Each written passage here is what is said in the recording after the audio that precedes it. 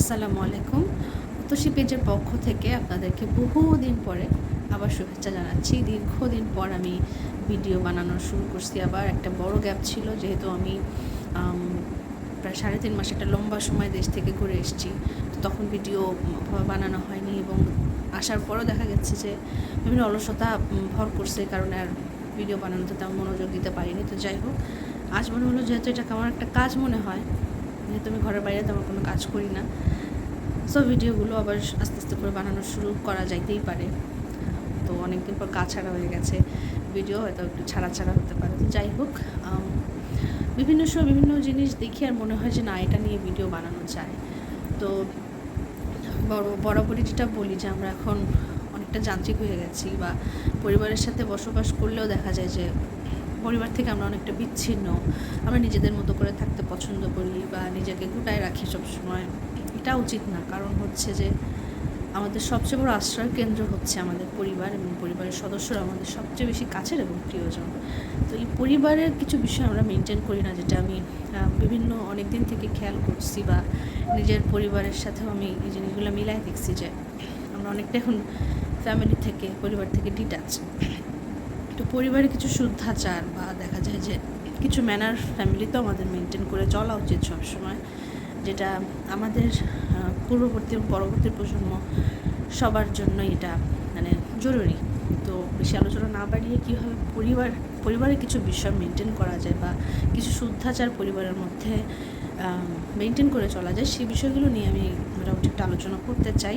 প্রথমত দেখা যায় যে আমরা সবসময় খুব তাড়াহুড়োর মধ্যে থাকি। হুটহাট করে বাসা থেকে বের হয়ে যাচ্ছি কাজে, হুটহাট করে ফিরে আসতেছি, নিজের মতো করে থাকতেছি। এটা থেকে সবচেয়ে বেশি গুরুত্বপূর্ণ, আমরা যারা বাইরে কাজ করি বা বাইরে আমাদের নিয়মিত যেতে হয়, আমাদের তো অবশ্যই ফ্যামিলি মেম্বার থাকে, তাদের কাছ থেকে অবশ্যই আমাদের উচিত যাওয়ার সময় বিদায় বা সবাইকে জানায় যাওয়া যে আমি অমুক জায়গায় যাচ্ছি, বা আমি বের হচ্ছি, বাইরে যাচ্ছি।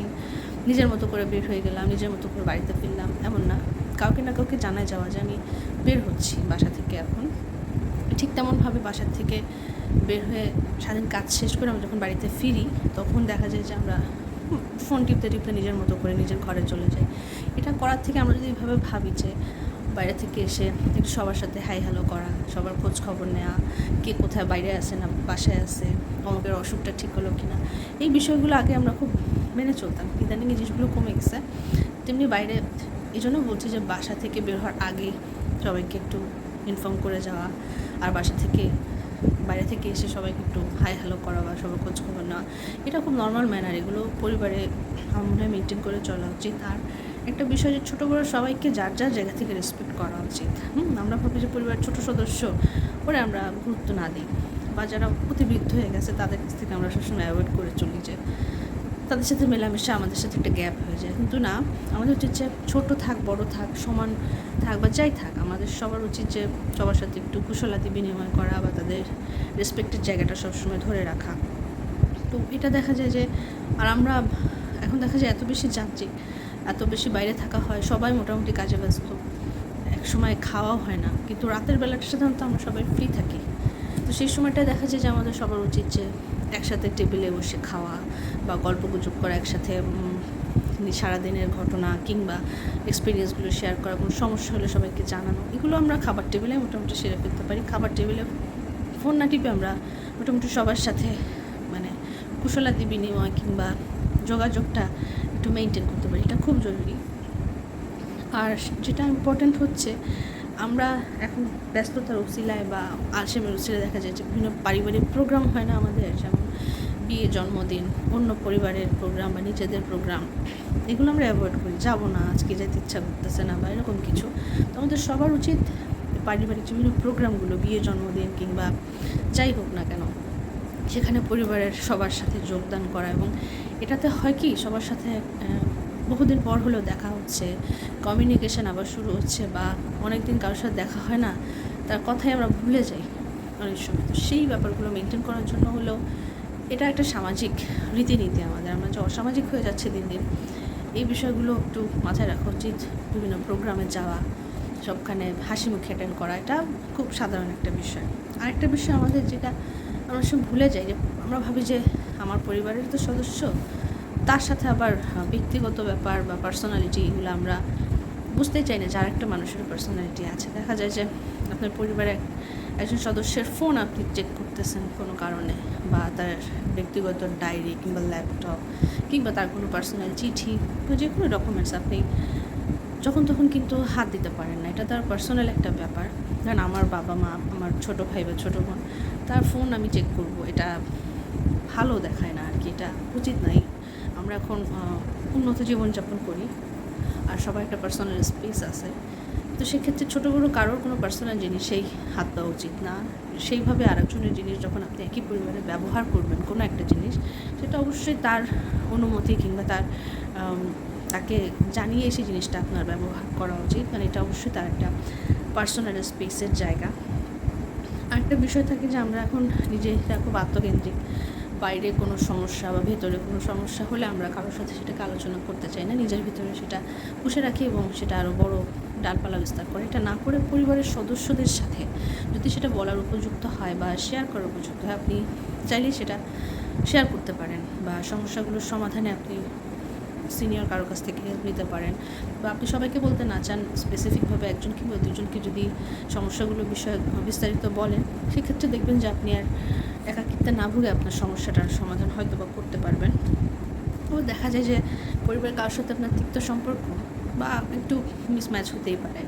আপনি তাকে সর্বক্ষণ খোঁজাখুঁজি করেন কিংবা তার বিষয়ে সমালোচনা করেন অন্যদের সাথে, কিংবা তাকে গালমন্দ সবসময় খোঁজাখুঁজি করেন।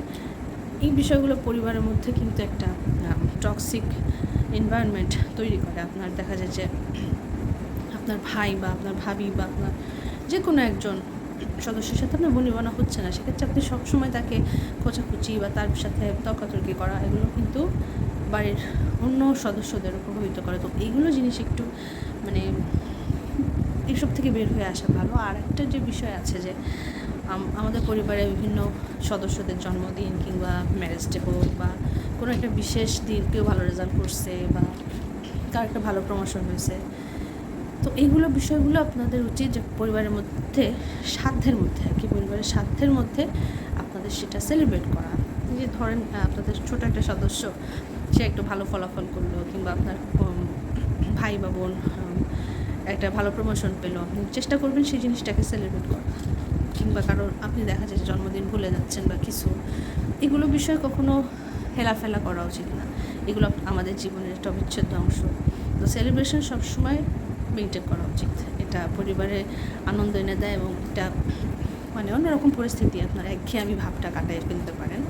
আর একটা বিষয় হচ্ছে যে কারোকে শত্রু ভাবাপন্ন মনে করা উচিত না। পরিবারের মধ্যে সবাইকে সহযোগিতা করা নিজের সাধ্যের জায়গা থেকে। যেমন আমি জানছি যে আমাকে কোনো একটা সমস্যা আর্থিক হতে পারে, কিংবা দেখা যায় যে কেউ কোনো মানসিক সমস্যায় ভুগছে, তা আপনি সেটা জানেন কিন্তু তাকে কোনো হেল্প করছেন না, এটা কখনো করা উচিত না।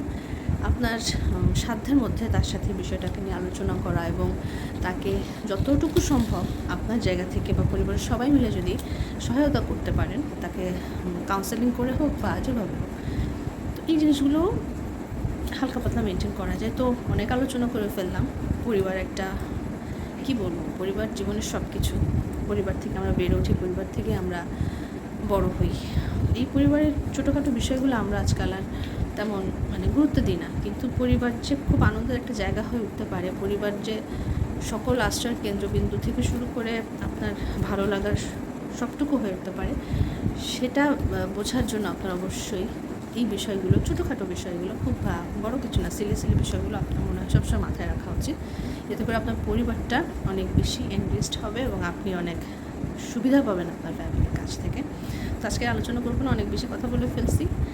আগামীতে আবার আসবো নতুন কোনো ভিডিও নিয়ে। ততক্ষণ পর্যন্ত আমাদের সাথেই থাকবেন। ধন্যবাদ সবাইকে।